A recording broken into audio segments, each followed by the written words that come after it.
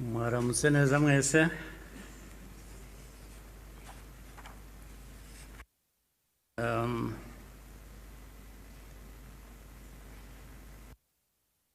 Ngo mpere ku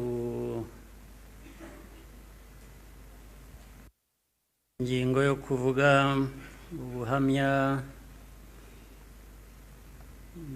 Minisitiri Bizimana yatugejejeho. Hari ubundi buhamya burebure burimo amateka akomeye Theoneste namaze kutugezaho. Ibyo twumvise byose bifite aho bishingiye,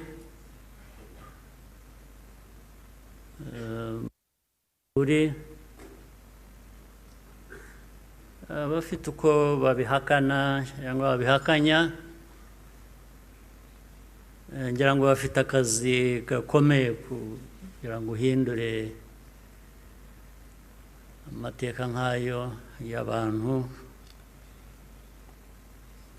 nk'abandi, uyagire uko ushaka, aba mu gihugu hano byaba hanze, cyane cyane bakunze guhindura aya mateka yacu ku mpamvu zitandukanye.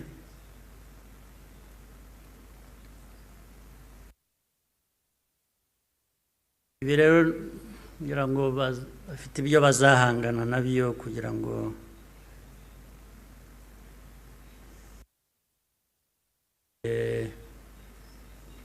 amateka nk'aya bayavuga ukundi. Ariko icyo navuga nk'ibyo Theoneste yavuze,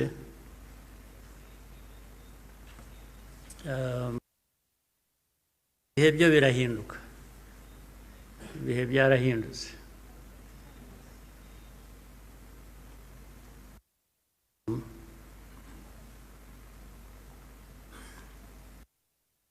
Nta uzongera gupfa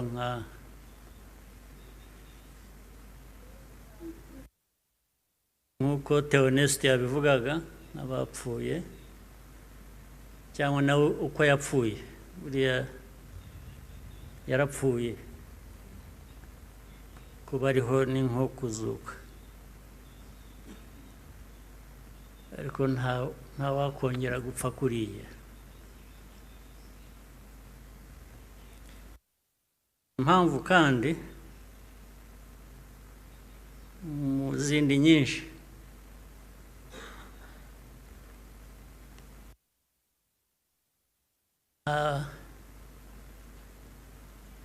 ntabwo wakwica umuntu kabiri.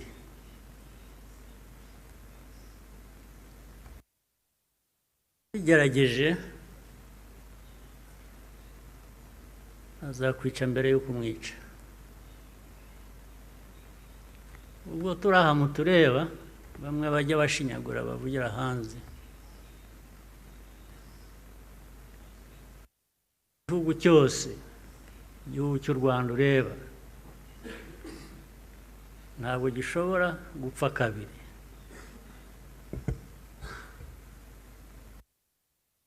Mbere y'uko wakwica u Rwanda uzakwica.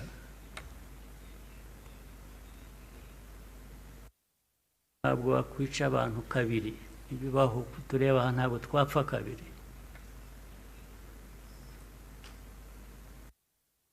Ari twe bakuru, ari abana bacu, ntawe uzabica kabiri, ntibishoboka, ntabwo byakunda.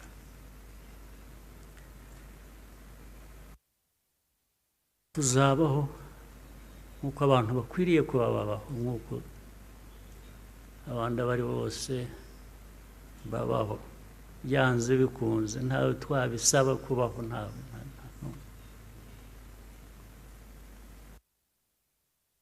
Uko mbivuze uku, hari ababyumva ukundi cyangwa hari abazabisubiramo ukundi, ariko uko mbivuze ni uko nguko aba ariko mu gutwara.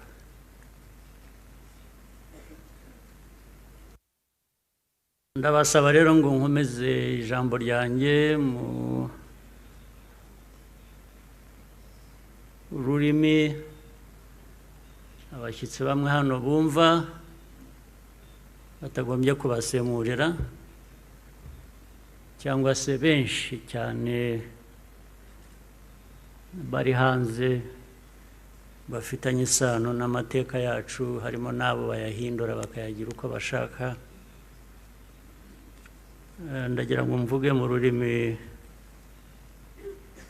bashobora kumva ntawe basemuriye. Muranyihanganira.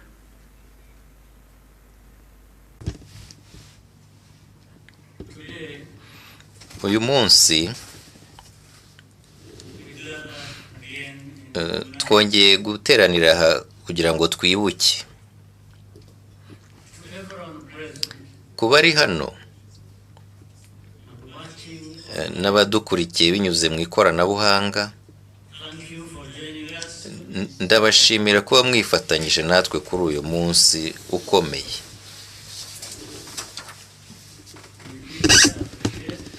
Turashima bikomeye inshuti z'u Rwanda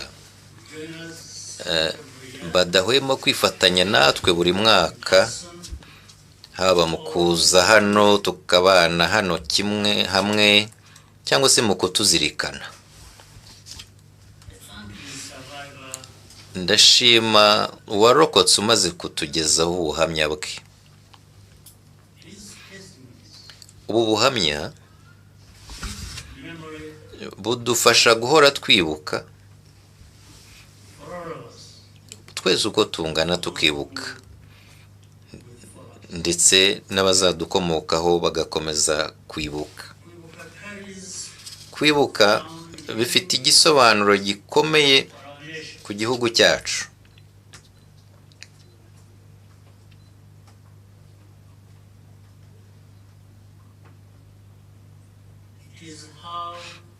Ni bwo buryo dukoresha mu guhangana no gutsinda amacakubiri yari agiye kutumara. Uyu munsi rero udutera imbaraga twese, dukura imbaraga ku barokotse, bakomeza kutubera isoko y'ubumuntu igihugu cyacu kivomaho.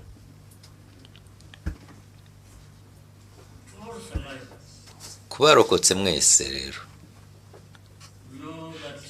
mumenye ko mutari mwenyine. Turi kumwe namwe ibihe byose. Ibyo twagezeho byose byashobotse gusa kubera ko Abanyarwanda bose bahisemo gushyira hamwe imbaraga bagaharanira kugenda mu cyerekezo kimwe.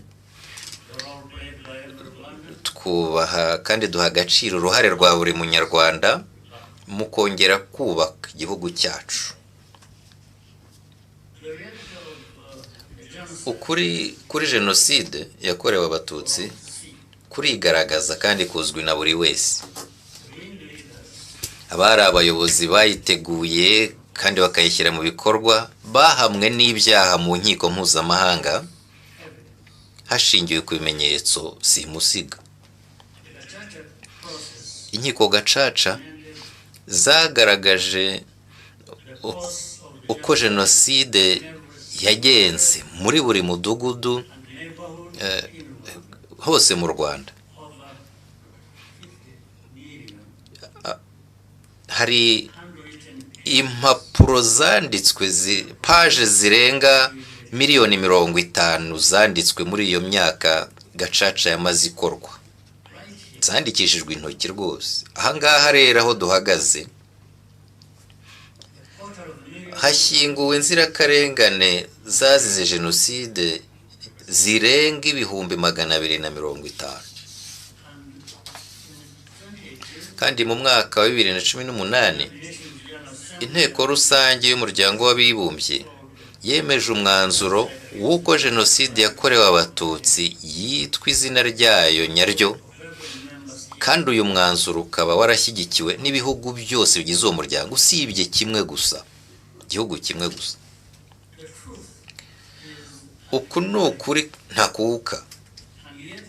nyamara n'uyu munsi turacyabona abantu bayobya abandi bashaka kugoreka ukuri.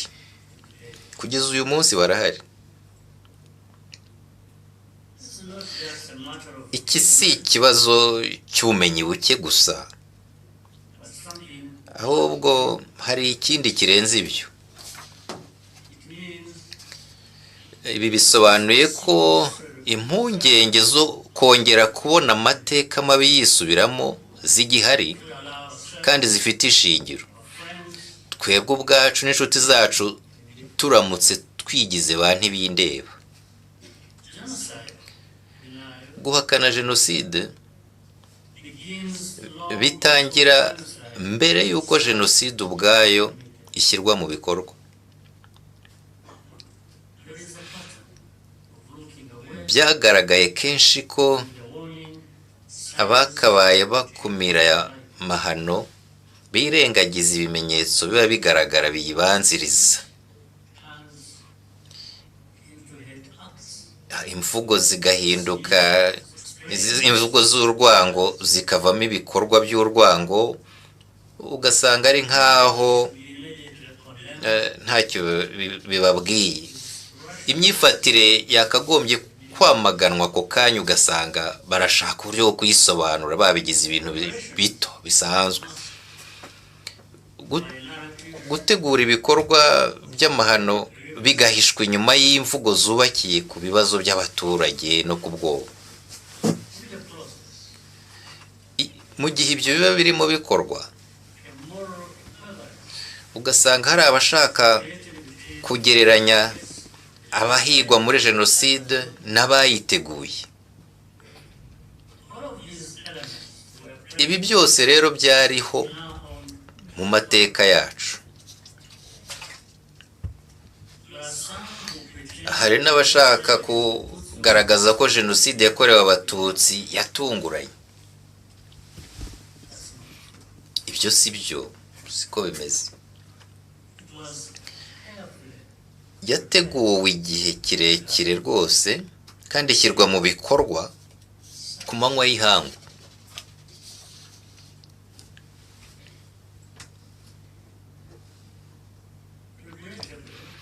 ikibabaje ni uko hari bamwe mu bavugaga ukuri muri icyo gihe ndetse banabihagazeho rwose, bageze aho bahinduka bakwiza ibinyoma, ahanini bigaterwa n'impamvu za politiki. interahamwe n'indi mitwe yitwara gisirikare yatozwaga ku mugaragaro kandi yigishwa urwango. intwaro zinjizwaga mu gihugu ari nyinshi, kandi abanyarwanda babirwanyaga baterwa ubwoba cyangwa baricwa. mbere ya 1994 abaturage bagiye bamburwa ubuzima mu bwicanyi bwagiye bukorwa inshuro nyinshi kandi mu byiciro, bugamije kumenyereza abantu ko kwica bishoboka ndetse no kureba uko amahanga azabyitwaramo. kandi usibye bake cyane bagize ubutwari bwo kubyamagana, amahanga yararuciye ararumira kugeza igihe byari byamaze kurenga igaruriro. mu ntangiriro y'imyaka ya za 60, nyuma y'uko abatutsi benshi cyane bicwaga abandi bakameneshwa bagahunga. Hari amajwi mpuzamahanga nka Bertrand Russell, hari n'abandi bavuze ko ibyo byari itsembabwoko kandi rikozwe mu buryo buteguye. Ibyo byarakomeje no mu myaka ya za 80 ihera ndetse no mu ntangiriro z'imyaka za 90. Icyo gihe abatutsi barimo abagogwe mu majyaruguru y'uburengerazuba bagabwagaho ibitero byateguwe.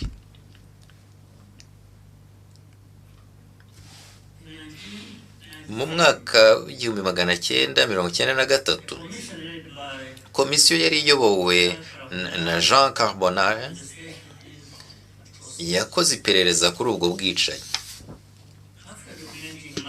Nyuma yo kubona amakuru ahagije ku bijyanye n'ibyobo rusange byajungwagamo abishwe ndetse n'uruhare rw'inzego za leta muri ubwo bwicanyi, banzuye ko hari jenoside yari irimo itegurwa.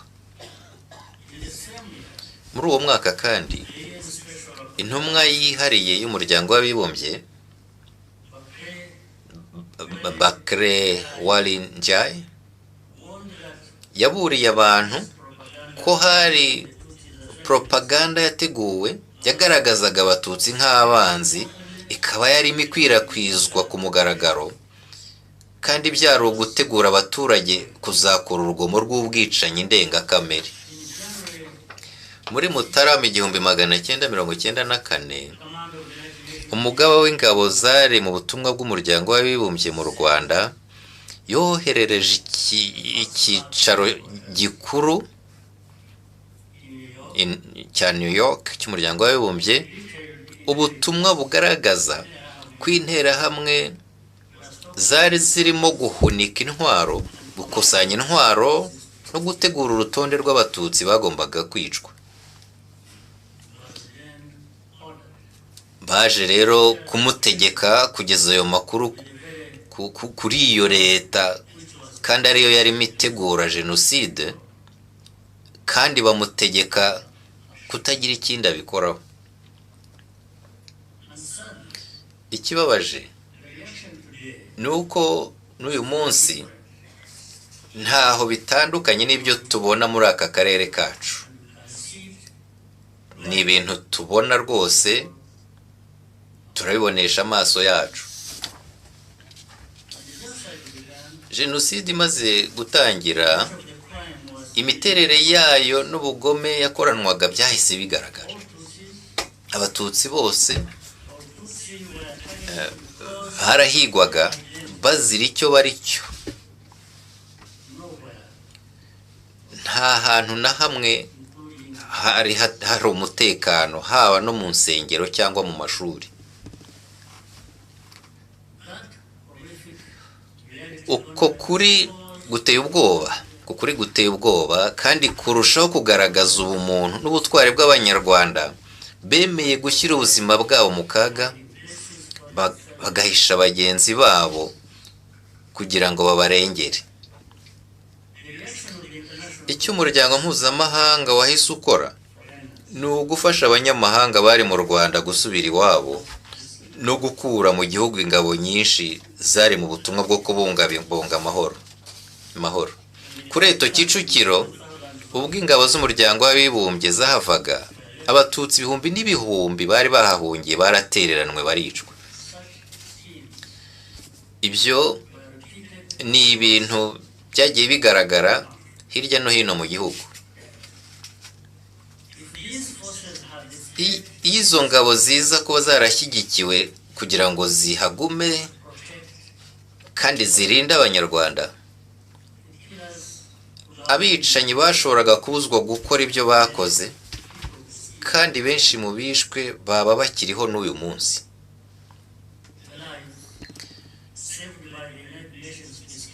Ab'umuryango w'abibumbye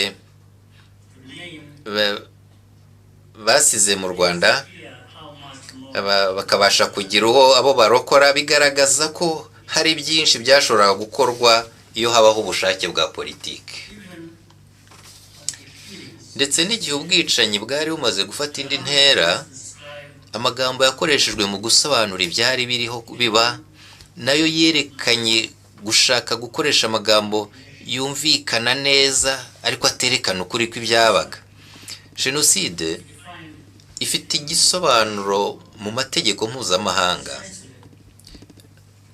kugira ngo ababyumva bamenye ko bafite inshingano yo gutabara kandi bagira icyo bakora. Kurebera icyaha nk'iki hanyuma ukanga nkana kukivuga mu nyito yacyo uko cyitwa, mu by'ukuri ni uburyo bwo guhakana jenoside, ndetse bishobora no gufatwa nk'ubufatanyacyaha. The technology existed to disrupt the radio broadcast. Ndetse n'igihe ubwicanyi bwariho bukorwa, ikoranabuhanga rikenewe ryari rihari, indege zo kubuza amajwi gukwirakwizwa zari zihari,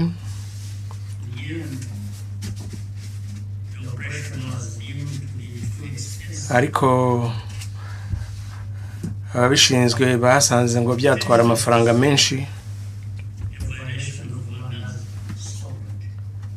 kandi ngo bakumva baba bivanze mu bibazo by'u Rwanda. Igiciro rero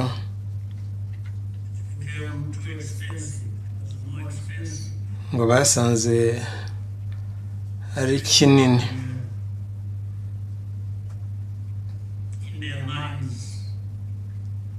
cyane iyo mu myumvire yabo ubuzima bw'abari bibasiwe nta gaciro bwari bufite. Ubuzima bwacu rero babonaga nta gaciro bufite. Tubyakire gutyo. Ku Banyarwanda rero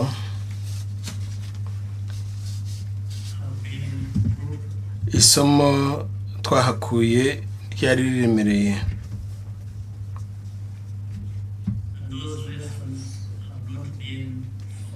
kandi iryo somo ntabwo ryibagiranye.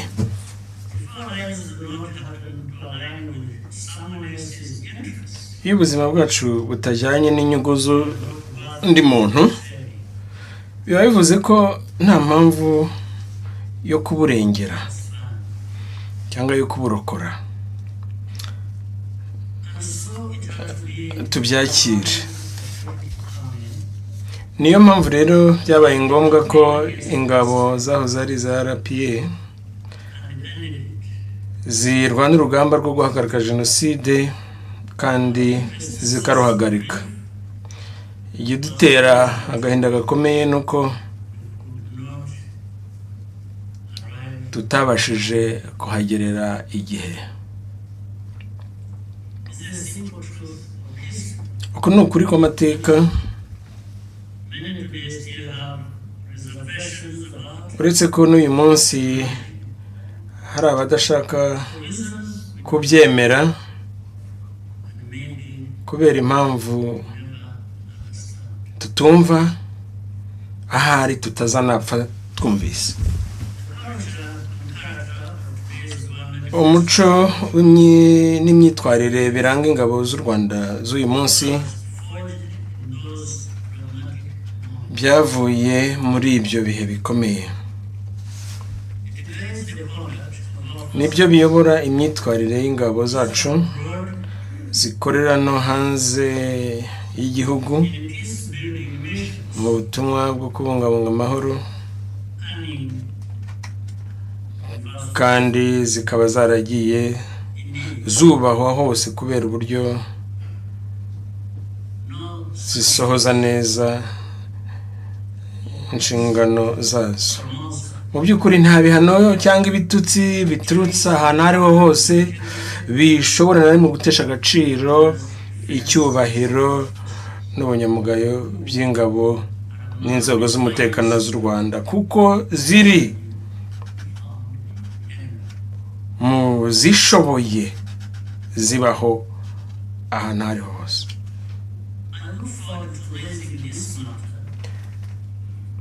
Ntegereje kuzaganira kuri iki kibazo cy'ibihano mu rwego rwo hejuru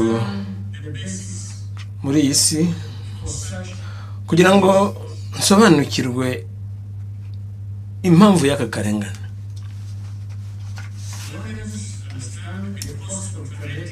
Abanyarwanda bazi neza ikiguzi cyo kwihanganira ubuhezanguni,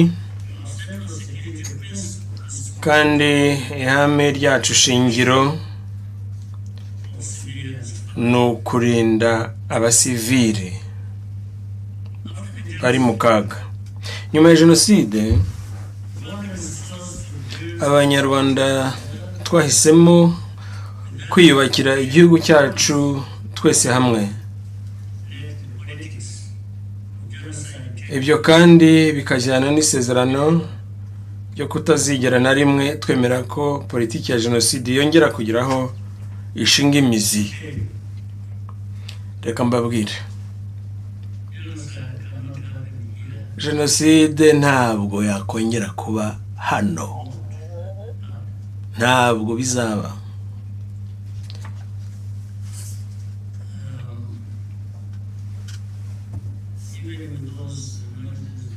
Nubwo twumva urusaku, abantu baza bavuye i Burayi bahurira i Kinshasa,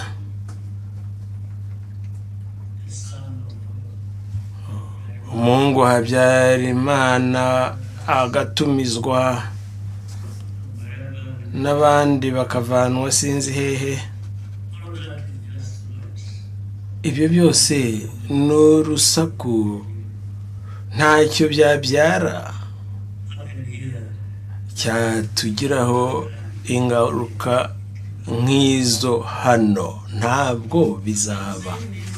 Ibi ntabwo mbivuga nk'umuntu ku giti cyanjye, ndabivuga kuko nzi ko buri munyarwanda, abato n'abakuru, nawe yasubiramo ayo magambo ndiho ndavuga.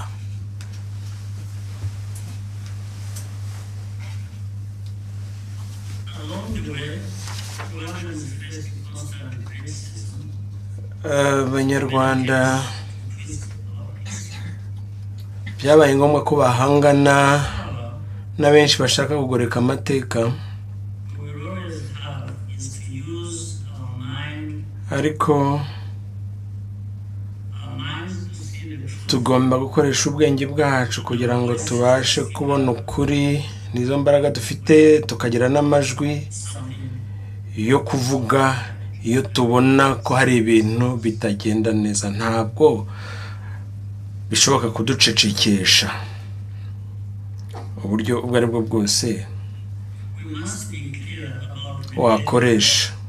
Tugomba gusobanura neza ibyago tubona bishoboka. Igihe leta yakoze jenoside yatsindwaga muri 1994, abasirikare bayo n'interahamwe bahungiye hakurya y'umupaka, noneho bagira inkambi. Muri izo nkambi barisuganyije, bashinga icyitwa uyu munsi FDLR, maze bakajya batera ibitero shuma mu Rwanda byahitanye ibihumbi byinshi by'abanyarwanda. Iki ni igihe twise icy'abacengezi. Ku mupaka w'Uburengerazuba,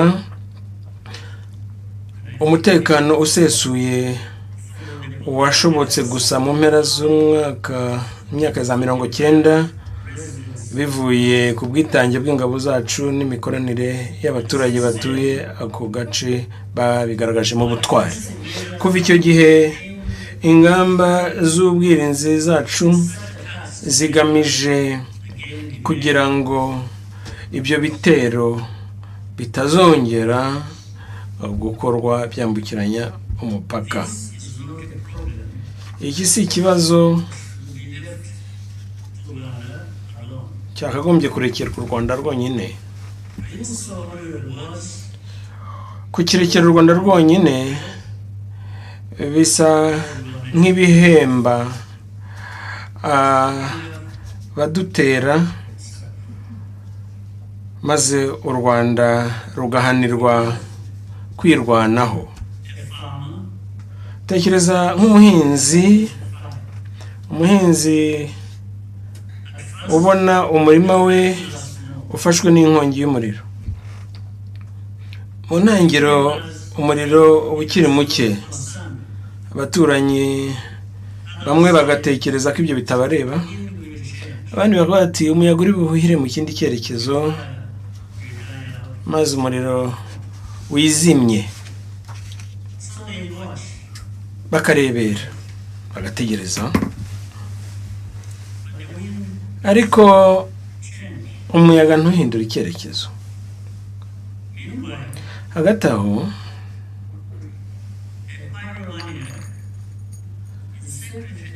hari umuntu watwitse iyo nkongi, uguma asuka lisansi kuri uwo muriro. Uwo muriro ukaguma wambukiranya, ufata umurimo ufata uwundi, kugeza igihe ufatiye amashyamba, ufatiye imijyi, ukanarenga ugakomeza. Aho rero niho abantu batangira kwirukanka n'utudobo turimo amazi, bavuga ngo hashyirweho umutwe wo kurwanya uwo muriro. Abanyafurika kurusha abandi bantu bose bakwiye gusobanukirwa ko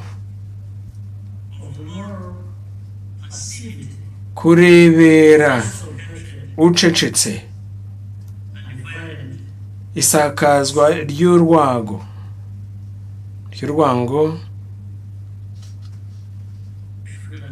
n'ubuhezanguni ari ikintu kibi cyane. Bagomba kubisobanukirwa cyane cyane iyo hari disikuru z'urwango, cyane cyane iyo hari urugomo rushingiye ku buhezanguni. Abanyafurika kurusha abandi bantu bose bakagombye kwibutswa icyo kintu dushingiye kuri aya mateka. Uyu munsi umugabane wacu niwo urimo amakimbirane menshi. Muri 1994 abanyafurika n'inzego zabo bananiwe kugira icyo bakora. Ibi mbivuze kubera ko guharanira ubusugire bwa Afurika nubwo ari ngombwa kandi bifite ishingiro, bikwiriye no kujyana n'uko inzego za Afurika zifata ibyemezo bikwiye kandi byihuse iyo abanyafurika bari mu kaga. Abakora ibibi ntibakwiye kwemererwa kwihisha inyuma y'ihame ry'ubusugire bw'ibihugu kugira ngo barikoreshe mu guhunga inshingano ku byaha bakora no ku buryo bima abaturage uburenganzira bwabo. Ntibishoboka cyangwa ntidushobora kwemera kongera gukora amakosa twakoze mu gihe cyahise. Ingengabitekerezo ya jenoside iracyakwirakwizwa mu karere kacu, nidafatirwa ingamba ishobora kongera kudusubiza inyuma. Hari abavuga ko u Rwanda rukabiriza izi mpungenge cyangwa ngo rufite izindi nyungu zihishe inyuma yabyo. Ibi rero si ibinyoma gusa, ahubwo binagaragaza agasuzuguro gakomeye n'ubugome byatugejeje ku mahano twibuka uyu munsi.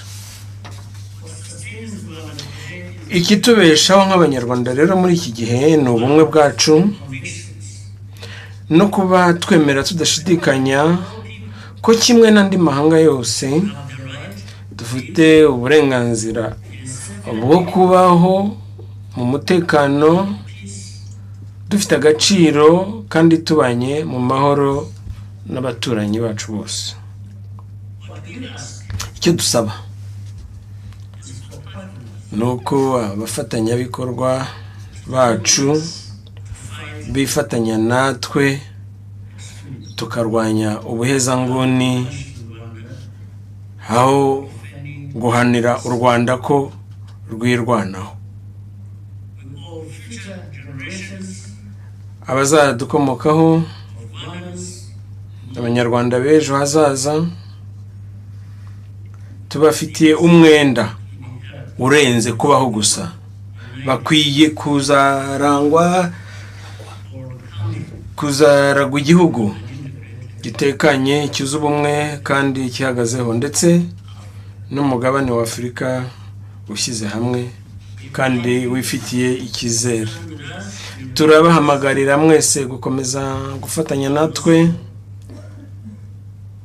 haba mu kwibuka, haba no mu bindi bikorwa bituranga. Ndabashimiye kuntega amatwi no kwihangana. Murakoze cyane.